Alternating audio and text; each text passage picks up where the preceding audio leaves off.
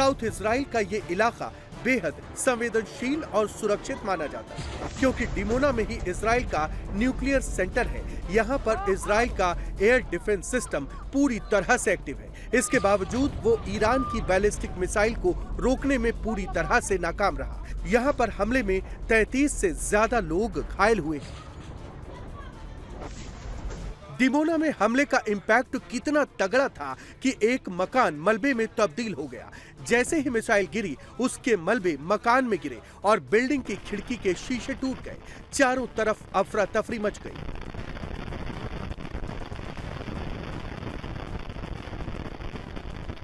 Dimona में हुए Iran के हमले में लोगों के घर चपेट में आ गए।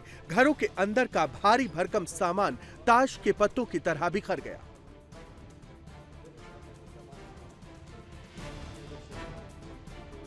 ईरानी मिसाइलों के प्रकोप से यहूदियों का धार्मिक स्थल भी नहीं बच पाया। एक सभागार में मिसाइल अटैक से भारी तबाही मची।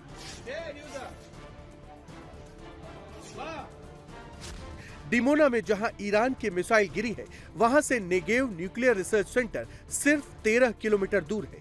ईरान ने परमाणु केंद्रों को टारगेट करके ही मिसाइलें दागी थी। नेगेव इजराइल का प्रमुख परमाणु रिसर्च सेंटर है।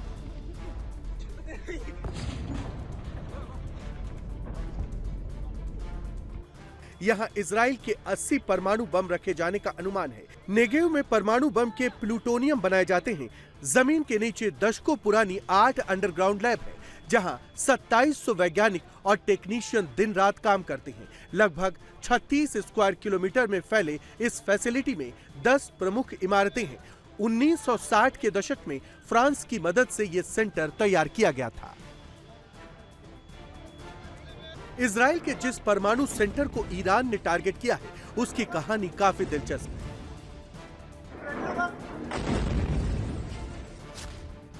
1960 के दशक में इजराइल ने अमेरिका और इंटरनेशनल एटॉमिक एनर्जी एजेंसी को बताया कि यह सिर्फ एक शांतिपूर्ण रिसर्च सेंटर है। रिपोर्ट्स के मुताबिक जांच करने वाली टीम को उन अंडरग्राउंड तहखानों का पता ही नहीं चला, जिन्हें इजराइल ने बड़ी चालाकी से छिपा रखा था।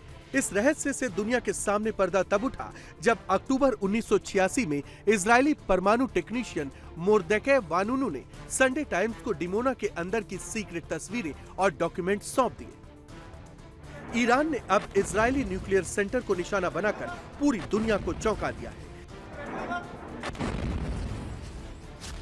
सीप्री के मुताबिक इजराइल के पास 80 से ज्यादा परमाणु वॉरहेड्स हैं। इनमें से लगभग 30 ग्रेविटी बम हैं, जिन्हें F-15 और F-16 लड़ाकू विमानों से गिराया जा सकता है। बाकी 50 लंबी दूरी की जेरिको 2 बैलिस्टिक मिसाइलों में फिट किए गए। सबसे डराने वाली बात यह है कि इस रिपोर्ट के मुताबिक इजराइल के पास इतना फिजनेबल मटेरियल मौजूद है जिससे वो 200 परमाणु बम तक बना सकता है।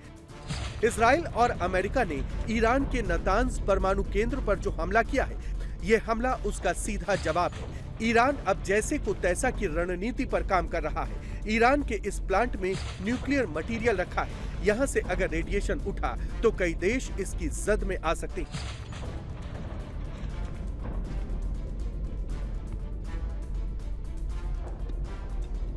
ईरान अब रुकने के मूड में नहीं है। उसने इजराइल की न्यूक्लियर सिटी पर हमला करके पूरे मिडिल ईस्ट को बता दिया है कि ईरान अब क्या कर सकता है, उसकी क्षमता कहां तक है, उसकी मिसाइल कहां तक पहुंच सकती है, क्या विध्वंस मचा सकती है।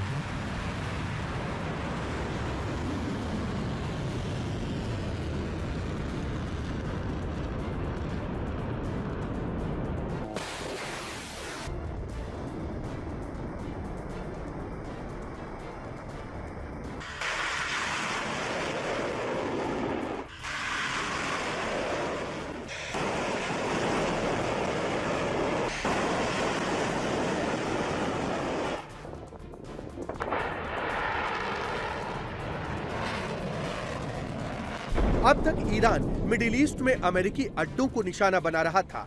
अब ईरान अमेरिकी न्यूक्लियर ठिकानों को निशाना बना सकता है। ईरान के डर से अमेरिकी एयरबेसेस में लॉकडाउन लगने लगा है।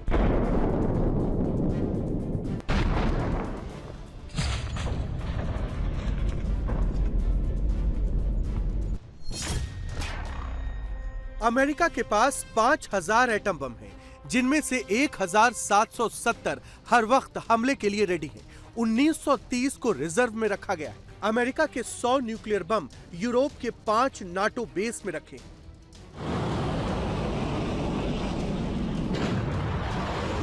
ईरान के इंतकामी मंसूबों ने ट्रंप और नेतन्याहू दोनों को टेंशन में डाल दिया। ईरान अपने दुश्मन पर चुन चुन कर मिसाइलें मार रहा है।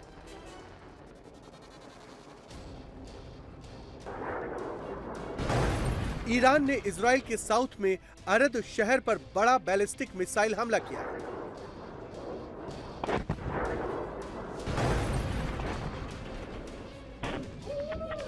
इस हमले का इंपैक्ट भी डराने वाला है। घर में कुछ लोग डाइनिंग टेबल पर बैठे हैं, तभी अचानक जोरदार ब्लास्ट होता है और खिड़की पूरी तरह टूटकर अंदर गिर जाती है।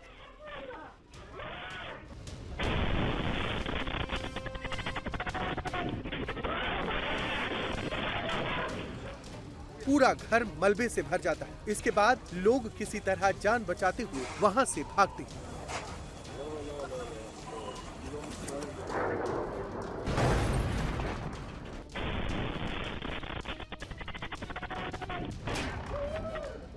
अरद डिमोना से केवल 20 किलोमीटर दूर है। अरद में हुए हमले में 10 अपार्टमेंट पूरी तरह से तबाह हो चुके हैं। यहाँ पर हमले में 64 लोग घायल हुए हैं, जिनमें से कई की हालत गंभीर है। अरद में ईरान के हमले से भीषण तबाही मची।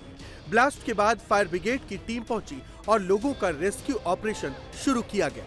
पूरा इलाका मलबे का ढेर बन चुका है।